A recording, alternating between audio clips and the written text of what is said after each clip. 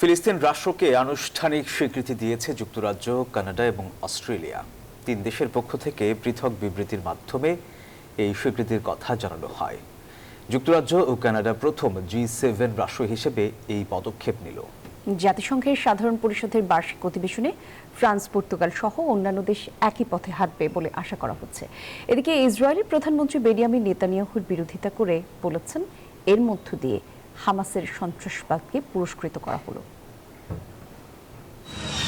অবশেষে এলো সেই দিন। এবার হয়তো একটু স্বস্তির নিঃশ্বাস নেবার ফুরসত পাবে ফিলিস্তিন।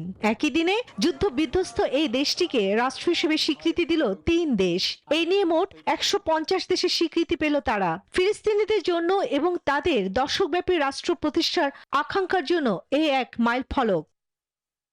চলতি বছরের জুলাইয়ে ব্রিটিশ প্রধানমন্ত্রী ইঙ্গিত দিয়েছিলেন, সেপ্টেম্বরের মধ্যে যদি ইসরায়েল গাজার যুদ্ধবিরতিতে রাজি না হয় এবং দীর্ঘমেয়াদী শান্তি চুক্তি প্রতিশ্রুতি না দেয়, তবে যুক্তরাজ্য তাদের অবস্থান পাল্টাবে। তারা কথা রেখেছে।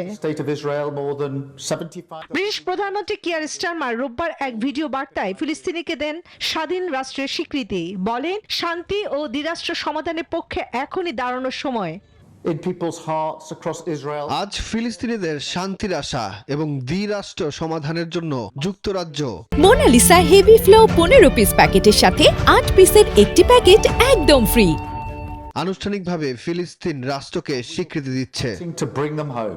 এর মধ্যে শিল্পোন্নত দেশের গোষ্ঠী G7 এর সদস্য হিসেবে আনুষ্ঠানিকভাবে প্রথম এই ঘোষণা দেয় Canada.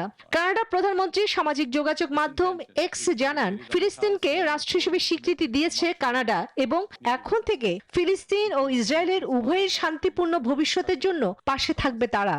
To fundamentally reform its governance. অন্যদিকে অস্ট্রেলিয়ার প্রধানমন্ত্রী অ্যান্থনি আলবাজিনো জানিয়েছেন, অস্ট্রেলিয়া স্বাধীন ও সার্বভৌম ফিলিস্তিন রাষ্ট্রকে স্বীকৃতি দিয়েছে। অবধারিতভাবেই ইসরায়েলি প্রধানমন্ত্রী বেনিয়ামিন নেতানিয়াহু এই পদক্ষেপের তীব্র বিরোধিতা করেছেন। তার অভিযোগ, ফিলিস্তিনকে স্বীকৃতি দেওয়া মানে হামাসের সন্ত্রাসবাদকে পুরস্কৃত করা। এরই মধ্যে গাজায় ইসরায়েলি আগ্রাসন কিন্তু থামেনি। রবিবারও গাজার বিভিন্ন এলাকায় হামলার জেরে পালাচ্ছেন স্থানীয়রা। চন্দ্রানী চন্দ্রা, নিউজ 24।